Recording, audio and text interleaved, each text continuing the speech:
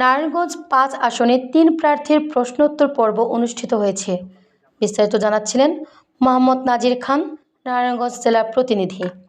নারায়ণগঞ্জের নন্দীপাড়া বিদ্যানিকেতন স্কুল মাঠে ত্রয়োদশ জাতীয় সংসদ নির্বাচনকে সামনে রেখে জনগণ ও সংবাদকর্মীদের সঙ্গে মুখোমুখি প্রশ্নোত্তর পর্বে অংশ নেন নারায়ণগঞ্জ ৫ আসনের ৩ প্রার্থী বিএনপি মনোনীত আলহাজ মাসুদুজ্জামান মাসুদ, জামায়াত ইসলামের প্রার্থী মোহাম্মদ জাব্বার এবং এনসিপির প্রার্থী মোহাম্মদ আলামিন।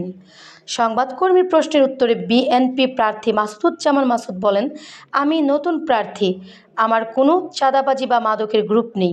নির্বাচিত হলে মাদক নির্মূলে সর্বাত্মক উদ্যোগ নেব।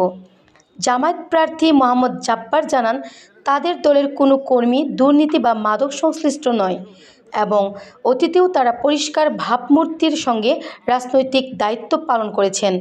এনসিপির প্রার্থী মোহাম্মদ আলামিন বলেন, নতুন প্রজন্মকে মাদকমুক্ত ও চাঁদামুক্ত দেশ উপহার দিতে আমরা কাজ করে যাব।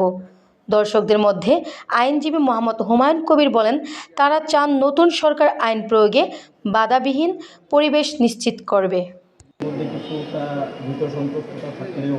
আগের পরিস্থিতির কারণে এখন নতুন কেউ এসে তাদের উপর, আমি ছোট একটা বিষয় বলি, সংখ্যাগরিষ্ঠ আমরা সংখ্যালঘু তাদেরকে আমরা বলি বা হিন্দু সম্প্রদায়, যেটা আমাদের দল সেভাবে মেনশন করে না। আমরা যেটা দেখতে পাচ্ছি যে তাদের মধ্যে কেউ কেউ বলছে যে যদি আওয়ামী লীগের মতো অন্য দল আসে আমাদের উপর চড়াও হয় কিনা, এই জন্য ঘরোয়া আমাদের সাথে কিছু মিটিংয়ে তারা ইন করছে। মাসুদ ভাইয়ের দল আমাদেরকে নিশ্চিত করবে যে ওনারা যদি যান, হ্যাঁ, তাহলে অথবা আমরা যদি যাই, এই যে মানুষের মধ্যে ভয়, এক সময় যে কেউ আসবে, সেই জায়গায় আমরা মানুষদেরকে নিশ্চিত করবো আমি যখন মানুষের সামনে হাজির এবং মানুষ যদি আমাকে বলবে তাহলে আপনি কেন আমাকে ওয়েলকাম জানাবেন, আবার আপনাকে যখন মানুষ ওয়েলকাম জানাবে আপনাকে